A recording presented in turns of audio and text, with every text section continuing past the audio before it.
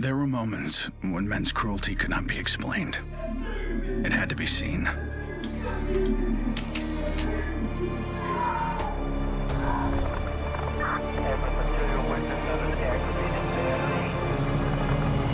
The perfect shot pierced our numbness, sent up a flare to save the next generation, and said, "This is where we've been. Don't follow." Then there was no one left to heed the warning. And the only one left to save was yourself.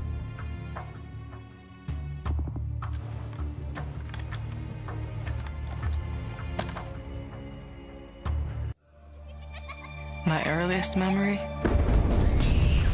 is war. It was a conflict so complex that it could never be resolved.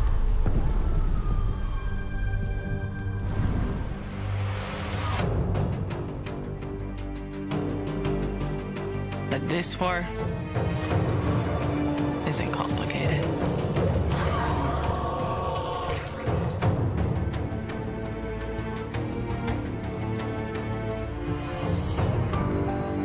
Death is still heartbreak.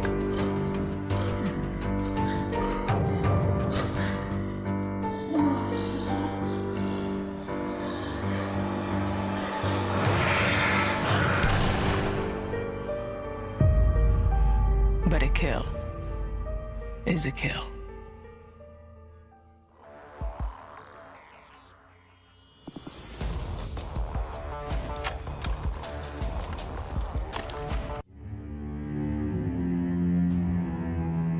Don't play in the dirt, Ethan. Stop fighting, Ethan. Be polite, Ethan.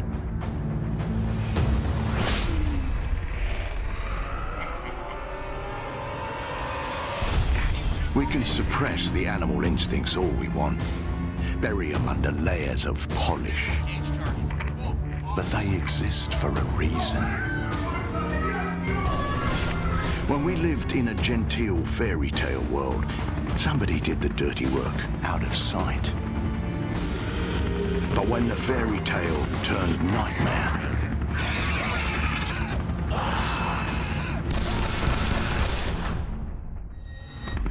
those instincts were the only thing that kept us alive.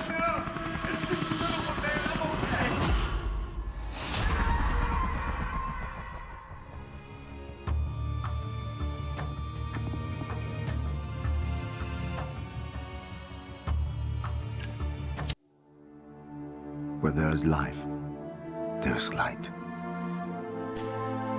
The glow of hope. At times, it burns brightly, but dwindles and fades.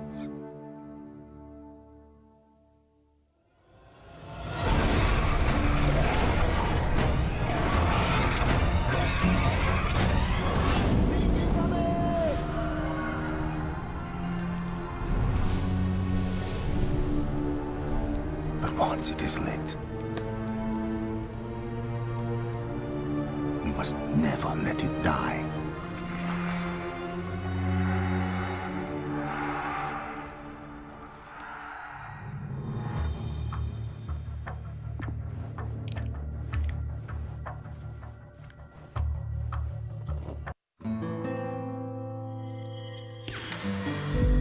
I was born into this life. I suffered for it and reaped the rewards. I could tell you that I didn't want it, that I tried to get out. But I got no reason to lie anymore.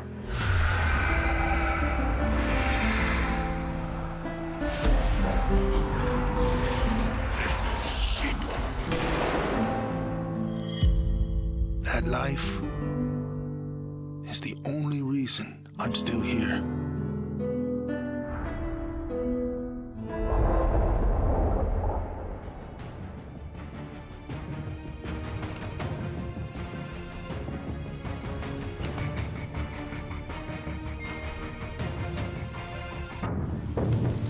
We're so small, really. Insignificant. In the grand scheme, one life means so little. You dedicate yourself to a principle. But in the end, it's out of your control.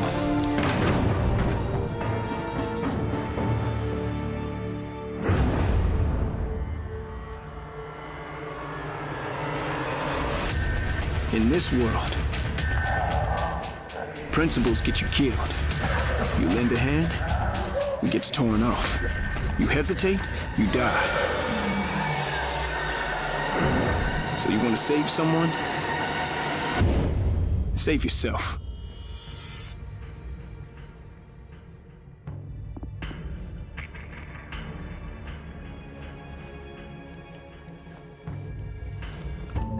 To all my classmates who alienated me because I was different. To anyone who never gave me a chance. To the people who ignored me while I hid behind zeros and ones. Thank you.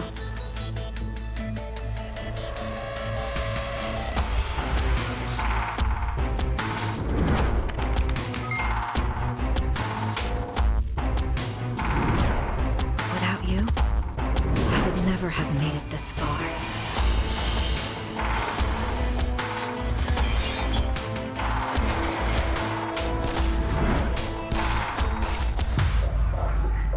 I would have been weak and dependent.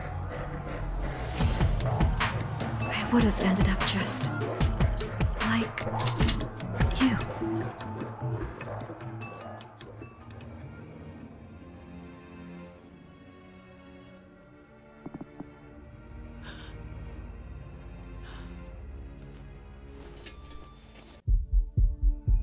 There's never a moment when you forget. It's there when you fall asleep and when you wake up. You keep going over the things you should have done. I should have stayed home that day. I should have held on.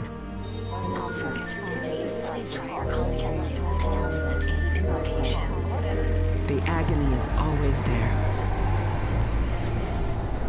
But I've learned to live with it. Because the only thing stronger than regret is hope.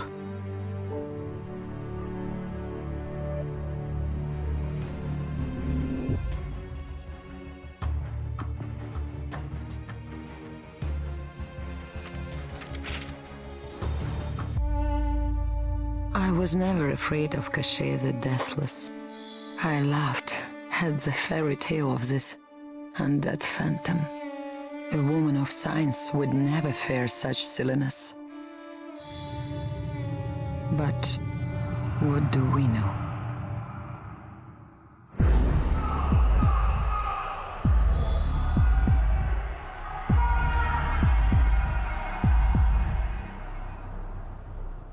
Science cannot explain what I've seen. And in the face of such horror, there is no logic.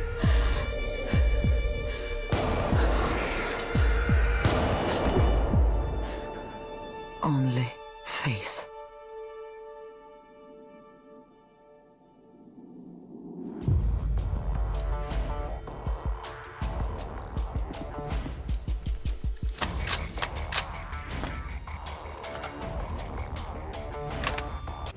I was just a boy when the Soviet Union collapsed. The nation was divided in two. Those with power, and those without. At 8 years old, I learned the price of weakness. And I vowed never to pay that price again. I became the strong man. I gathered wealth, influence, and power. But nature is indifferent to the hierarchy of men. Once more, she burned my world to ashes, leaving only bitterness and the rage I would need to survive.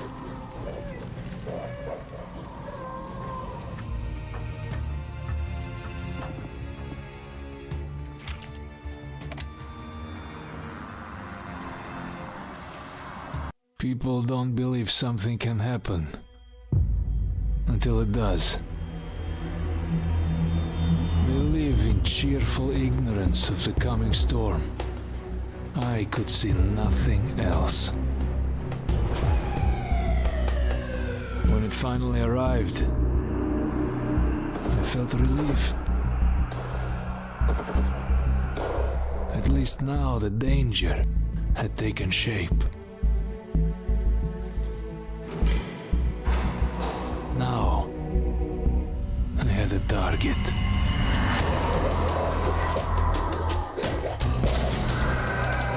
And I didn't have to fight alone.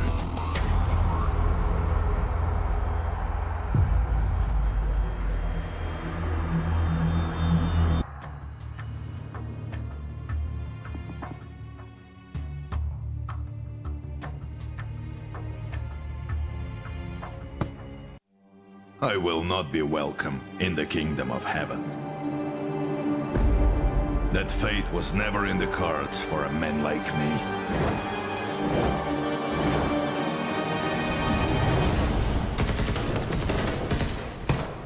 The Lord had other plans.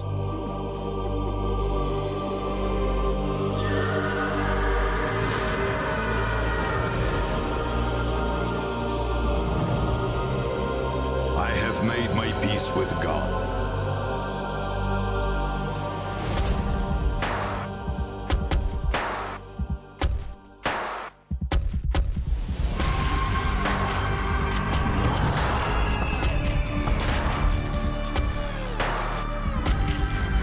He is with me in this life. And that is enough.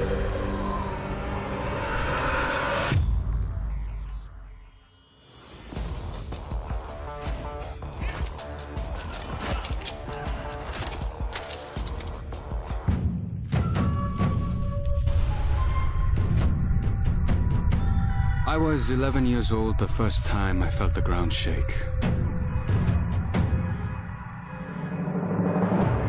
My instinct was to leave, but my grandparents wouldn't hear of it. This is our home, they told me. We don't leave. I came to live by that code. Earthquakes, tsunamis, typhoons, they're all part of life here. We accept them. We don't leave. When the evacuation was announced, I rejected it. This wasn't our way. Then I saw them. And I understood. This wasn't another disaster. This was a war.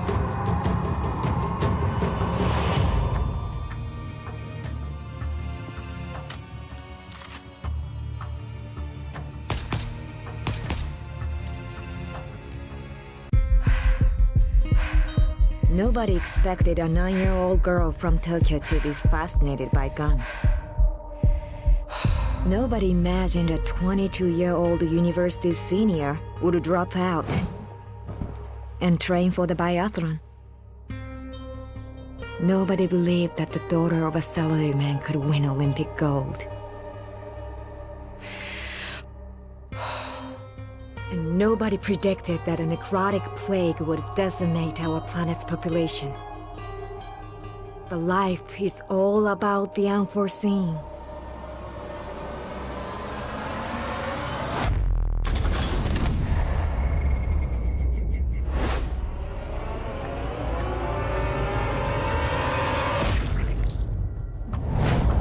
And nobody saw me coming either.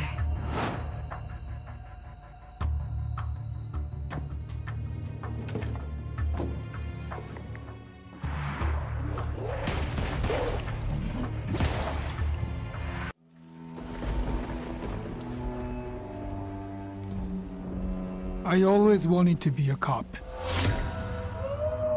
Thought I could do some good. But the scum on the street kept destroying lives. While I was wrapped up in red tape.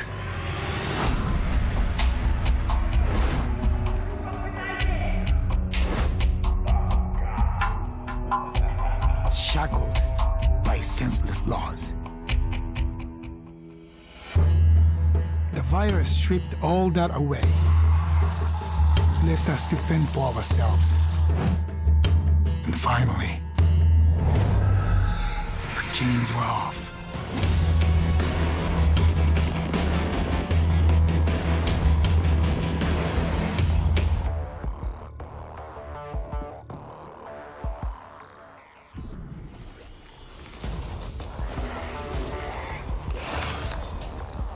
Growing up in Tokyo, you either became a salaryman or you were a waste. If you asked around, it's safe to say I was the latter.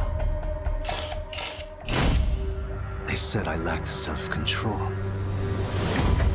that I shamed my family. So my father sent me off to relatives in the States. Turns out, Americans care a lot more about earnings than honor. Which worked out fine. Until the Zeke showed up.